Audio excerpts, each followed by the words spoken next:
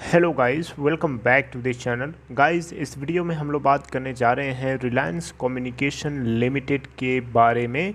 लेकिन शुरू करें उससे पहले आपसे रिक्वेस्ट करना चाहूँगा कि अगर आप इस चैनल को फर्स्ट टाइम देख रहे हैं तो प्लीज़ सब्सक्राइब करके बेल आइकन को हिट कर लीजिए ताकि हर वीडियोज़ की नोटिफिकेशंस आपको मिलती रहें और आप सबसे पहले देख पाएंगे। तो गाइस, सबसे पहले हम बात कर लेते हैं रिलायंस कम्युनिकेशन लिमिटेड के अंदर हमें कल यानी 28 अप्रैल 2021 को किस तरीके की सिचुएशन देखने को मिली। देखिए, 1.55 की ओपन प्राइस के बाद 1.50 का लो बनाता है और 1.60 का हाई भी बनाता है। 1.60 के ऊपर ही क्लोजिंग देता है। एनएससी के ऊपर 3.23% की तेज़ी के साथ बंद हुआ।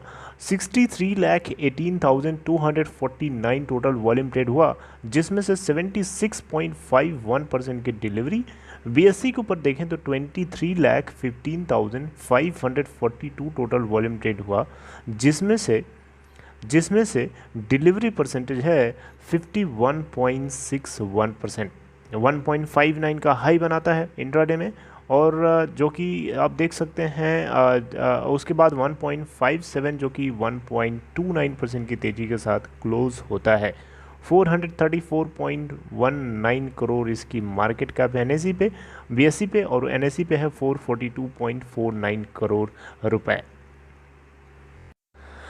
अब गाइस बात करते हैं, मैं आपको एक पॉइंट ऑफ व्यू से बातचीत करना चाहता हूँ, एक एक एक एक एक एक तरीके से बात करना चाहता हूँ जो कि पूरी तरीके से ये नेचुरल है कि वो गलत भी हो सकता है। ये मेरा पॉइंट ऑफ व्यू है, और ये मेरा पॉइंट ऑफ व्यू ही नहीं है बल्कि ये एक मेरा क्वेश्चन है। ये एक डाउटफुल क्वेश्चन है, एक बहुत बड़ा डाउटफुल क्वेश्चन है जिसके पीछे मेरे पास कोई प्रूफ नहीं है, मेरे पास कोई डाटा नहीं है कि मैं ये बात जो बोल रहा हूँ पूरी तरीके से सही ही हो। ऐसा गलत भी हो सकता है, बिल्कुल ये ऐसा हो सकता है, आई एक्सेप्ट दैट। देखिए, यहाँ पे मैं बात करना चाहता हूँ रिलायंस जियो के एंट्री पॉइंट की। देखिए, बहुत लोग यहाँ क्वेश्चन आज की डेट में हमसे करेंगे कि आज की डेट में जितना सस्ता डेटा जियो दे रहा है, क्या किसी की हिम्मत थी जियो के आने से पहले देने की? तो देखिए, ये बात बिल्कुल भी सही है, किसी की हिम्मत नहीं थी, क्योंकि डेटा को अफोर्ड करना इतना आसान नहीं था उससे पहले। लेकिन रिलायंस जियो ने जब से एंट्री मारी उसके बाद से डेटा अफोर्ड करना एक आम आदमी के लिए भी आसान हो गया। ये बात बिल्कुल सच है, आपकी बिल्कुल सच है, मैं इसको इग्नोर नहीं करता हूँ, मैं इसको एक्सेप्ट करता हूँ। लेकिन साथ में मेरा एक क्वेश्चन है, साथ में जुड़ा हुआ क्वेश्चन है, उसको भी आप भी इग्नोर नहीं कर सकते। क्वेश्चन ये है कि इतनी महंगाई, जब डेटा इतना महंगा था उस समय जब जियो ने एंट्री किया था, तो उस समय सबसे बड़ा क्वेश्चन उठता है कि जियो को इतना पैसा कहाँ से मिला, जियो के पास इतनी बड़ी रकम कहाँ से आ गई कि जियो सबको free of cost data provide करने लगा। जबकि उसी समय, उसी के आसपास की बात है कि हमारे देश में डीमोनेटाइजेशन हुआ था, यानी नोटबंदी वाला कार्यक्रम शुरू हो चुका था। तो उस बीच में रिलायंस जियो के पास इतना सारा अमाउंट कहाँ से खड़ा हो गया, आके कहाँ से आ गया इतना बड़ा अमाउंट, जिसकी वजह से ये पूरा का पूरा जो टेलीकॉम मार्केट शेयर है, बहुत सारे छोटे मोटे जितने बिजनेसेस थे उन सभी को रिलायंस जियो ने ब्रूटली नोच लिया, सबको खा गया पकड़ करके।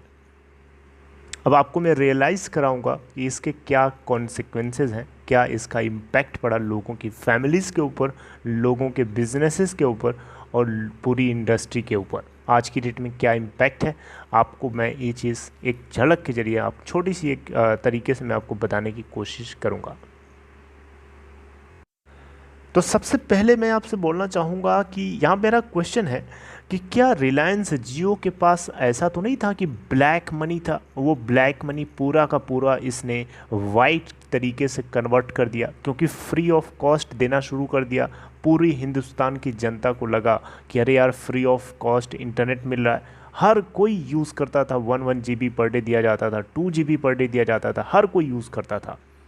तो कहीं ऐसा तो नहीं कि ये पूरा का पूरा ब्लैक माल कन्वर्ट कर दिया वो वाइट में, काला कौवा सफ़ेद हो गया, राइट? ये एक क्वेश्चन है, मेरे दिमाग में क्वेश्चन था, मेरे पास बोलने या पूछने का अधिकार है, तो मैं वही कर रहा हूँ। मैं ब्लेम नहीं कर रहा हूँ डायरेक्टली, क्योंकि मेरे पास कोई सबूत नहीं है उसका, मैं ब्लेम नहीं कर सकता। राइट। लेकिन आपका क्या ख्याल है, आप किस तरीके से देखते हैं? आप मुझे कमेंट बॉक्स में बिना किसी की चिंता करे आप मुझे बता सकते हैं, क्योंकि हम सबको आपस में बात करने का अधिकार है। किसी की हिम्मत नहीं है ये रोक पाने की, क्योंकि मैं डायरेक्टली किसी को ब्लेम नहीं कर रहा, मैं सीधा सीधा क्वेश्चन कर रहा हूँ। चलिए खैर, ये तो पुरानी बात हो गई, लेकिन पुरानी बात का असर आज की डेट तक है। कैसे? देखिए, कितनी सारी कंपनीज थी, Reliance communication limited is also one of them, right. इसके अलावा एयरसेल, एयरसेल का नाम सुना है ना आपने। इसके अलावा टाटा डोकोमो और बहुत सारी छोटी मोटी एमटीएस, बहुत सारी छोटी मोटी कंपनीज थी इंडिया के अंदर जो अपना धंधा पानी चला करके अपना रोजी रोटी चला रही थी। अभी देखिए, एक सिंपल सी तरीके से आपको बताने की कोशिश करता हूँ। एक छोटी सी कंपनी है, उस छोटी सी कंपनी के अंदर मान लीजिए एयरसेल है। एयरसेल के अंदर, एयरसेल जब ऑपरेटेड थी, जब चल रही थी, फंक्शनल थी, उस समय कितने लोग उसमें नौकरी करते थे? काफ़ी लोग नौकरी करते होंगे। अब यहाँ देखिए, किसी भी कंपनी के अंदर कोई नौकरी करता है, एक परिवार का एक सदस्य, एक मेंबर अगर नौकरी करता है, जॉब करता है उसके अंदर, तो उससे बहुत सारे पेट होते हैं, बहुत सारे उससे उसके उसके लोग उससे जुड़े होते हैं। एक एक एक एक जो फैमिली मेम्बर होता है जो कंपनी में जॉब करता है, उससे बहुत सारे लोगों का पेट पलता है, बहुत लोग उसकी सैलरी से जुड़े होते हैं। अगर उस कंपनी को काट दिया जाए, उस कंपनी को ख़त्म कर दिया जाए, बंद कर दिया जाए, तो साथ साथ में उस इंसान की, उस आदमी की, उसकी जॉब चली गई, उसका धंधा पानी चला गया, ख़त्म। अब उसका पेट कौन पालेगा? सबसे बड़ा क्वेश्चन है। और ये एक आदमी की बात नहीं है गाइस, ये एक आदमी की तो बात नहीं है, ये बहुत लोगों की बात है, बहुत अनकाउंटेबल लोगों की बात है, अनकाउंटेबल लोगों के एम्प्लॉयमेंट छिन जाने की बात है। किसी की शादी होनी है, शादी नहीं हो पा रही है, क्यों? क्योंकि पूरी की पूरी सैलरी फंस गई इनकी कंपनीज़ के शेयर्स में। इसके अलावा नौकरी ही चली गई। ऐसे ऐसे ट्रेजेडी क्रिएट किया है जियो ने मार्केट के अंदर आकर के, जो आप सोच भी नहीं सकते, जो अंदाज़ा भी नहीं लगा सकते। लोगों के, एक तरीके से समझ लो, लोगों की ज़िंदगी तो है उनके साथ, लेकिन ज़िंदगी के साथ ज़िंदगी को चलने के लिए ना, जैसे एक लाइफ, आपकी बॉडी है, उसको चलने के लिए दो पैरों की ज़रूरत है। अगर पैर ही नहीं रहेंगे तो आप लाइफ का क्या मतलब, चलोगे कैसे, राइट। तो उसी तरीके से यहाँ पे भी है। अगर हमारे पास लाइफ के डिफरेंट एस्पेक्ट्स को देखने के लिए अगर हमारे पास कैश नहीं होगा, पैसे नहीं होंगे, धंधा नहीं होगा, एम्प्लॉयमेंट नहीं होगा, तो हमारे जीने का क्या मतलब है? ऐसी लाइफ का क्या मतलब है? ऐसी ऑक्सीजन की क्या ज़रूरत है हमें, जिस ऑक्सीजन के होते हुए भी हम ऐसा फील कर रहे हैं कि हमें ऑक्सीजन नहीं मिल रही है? क्या आप आरकॉम के अंदर आज जिस पॉइंट ऑफ प्राइस के ऊपर फंसे हो, क्या आपको ऐसा नहीं फील होता है कि आपको ऑक्सीजन नहीं मिल रही है? फिज़िकली, इसको लॉजिकली, या इसको हम मटेरियली, मतलब इसको अगर हम देखें, फिज़िकली देखें, तो हमें ऑक्सीजन तो मिल रही है, लेकिन रियलिटी ये है कि उस ऑक्सीजन के मिलने के बावजूद भी हमें रियलिटी में ऑक्सीजन नहीं मिल रही है। क्यों? क्योंकि उस ऑक्सीजन के सांस लेने का क्या मतलब है यार, जब एक जगह, मतलब एक तरीके से जंजीर में आपको बांध करके रख दिया गया। आज की डेट में जिस तरीके से आरकॉम के अंदर लोग फंसे हुए हैं, जिस तरीके से रो रहे हैं बैठ के, वो दर्द कौन बता सकता है? वो दर्द वही बता सकता है, वही फील कर सकता है, वही टच कर सकता है जो खुद उस दर्द से गुजर रहा हो। ये बात मैं आपको इसलिए बता रहा हूँ क्योंकि आपको पता है क्यों बता रहा हूँ।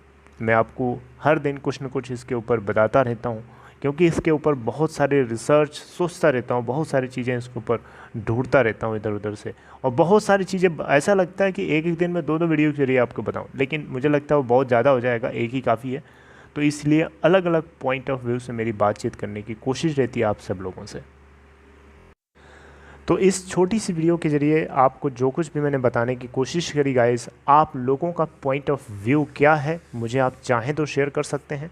और अगेन मैं आपसे कहना चाहूँगा, मैं यहाँ पे किसी को ब्लेम नहीं कर रहा हूँ। काफ़ी कुछ लोग ऐसे भी मिल जाते हैं, एक दो, जो लोग डायरेक्टली क्वेश्चन करते हैं कि आज जियो इतना सब कुछ फ्री में दे रहा है, इतना। यार फ्री में दे रहा है, मैं इस चीज़ को मानता हूँ, लेकिन आज उस फ्री के चक्कर में इम्पैक्ट देखो कितना उसका बुरा हो रहा है लोगों की लाइफ पे। आप अपने चक्कर में हो, अपने फ़ायदे के चक्कर में तो हो, लेकिन औरों के चक्कर में नहीं हो। आप औरों का थोड़ा देख करके देखो, कितने लोग फंसे हुए हैं आरकॉम जैसी बेकार कंपनी बनाई गई है, बेकार थी नहीं। इसके अलावा बहुत सारे लोगों की नौकरियां चली गई। टेलीकॉम सेक्टर आज ओवरऑल अगर आप देखो तो लॉस में चल रहा है, प्रॉफिट में नहीं है। जियो के प्रॉफिट बुक करने से इसका मतलब ये थोड़े तो कि सभी को प्रॉफिट हो गया।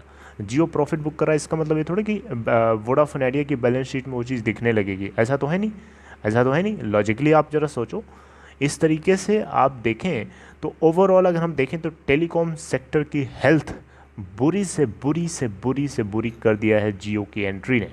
ये बात आपको मानना चाहिए, और आपको नहीं पता है तो आप एक बार आंखें खोल करके देखो, आपको पता चल जाएगा। रियलिटी यही है, टेलीकॉम सेक्टर का हेल्थ, फाइनेंशियल हेल्थ बहुत बुरा है आज की डेट में। और आज की डेट में सिचुएशन इस तरीके से हो गई है कि लोगों की हिम्मत नहीं हो रही है, कंपनीज़ की, वोडा आइडिया जैसी कंपनी की हिम्मत नहीं हो रही है कि वो सबसे पहले बुलेट को डाइजेस्ट करे, यानी टैरिफ को रेस करने की हिम्मत करे। क्योंकि बाकी तो कंपनीज में नेक टू नेक कंपटीशन है, राइट। इसलिए मुश्किल थोड़ा लग रहा है कि फिस्कल ईयर 2022 के अंदर भी ये कंपनीज टैरिफ को हाइक कर पाएँ। So this is all in this video guys. I hope you like this information and analysis. अगर आपको ये कंटेंट अच्छा लगा तो लाइक कर सकते हैं, और डिस्क्रिप्शन बॉक्स में देखिएगा आपको एक लिंक मिलेगा, उसे क्लिक करके आप चाहें तो अपस्टॉक में अकाउंट ओपन करा सकते हैं। Alright guys, see you next time, take care.